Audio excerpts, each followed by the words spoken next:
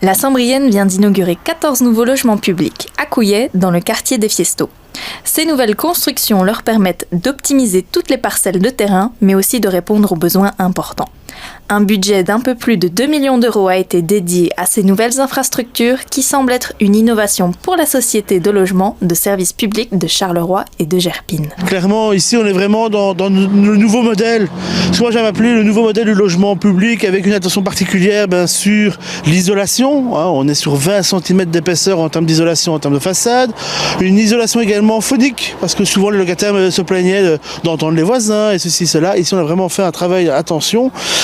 On a également fait attention parce que là, on prend les leçons de la pandémie aussi. Chaque appartement qui est derrière moi a un espace privatif, soit un jardin, soit un balcon. Et aussi, autre attention importante, c'est les charges. Diminution au maximum des charges en n'ayant pas de commun, mais tout est externalisé, comme on peut le voir derrière moi, avec le couloir qui est vraiment à l'extérieur, donc pas d'entretien. Et attention particulièrement au niveau de la taille des chambres. C'était une demande souvent qu'on a des locataires où à l'époque il y avait la chambre des enfants, il y avait la chambre des parents, et voilà, les tanguys se répètent et se généralisent, et donc il faut des chambres d'enfants qui sont presque à la même taille que la chambre parentale. Donc ce sont toutes ces petites attentions qu'on a voulu intégrer en ce projet-là, et on l'a fait. Comme Rome, ces logements ne se sont pas faits en un jour. En effet, le projet a été lancé il y a 10 ans, en 2013. Mais ce n'est qu'il y a peu que le projet s'est concrétisé. En plus, très peu de perturbations ont eu lieu.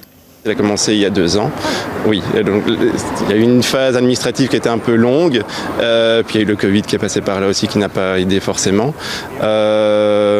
Et niveau contraintes de chantier, on n'en a pas eu énormément, hormis pour les fondations, parce qu'ici on se retrouve au-dessus du ring, et donc les fondations étaient assez compliquées, mais une fois sorties de terre, on n'a pas eu de complications, hormis les augmentations de prix, mais ça, entre guillemets, un peu de manière générale, dû au contexte actuel.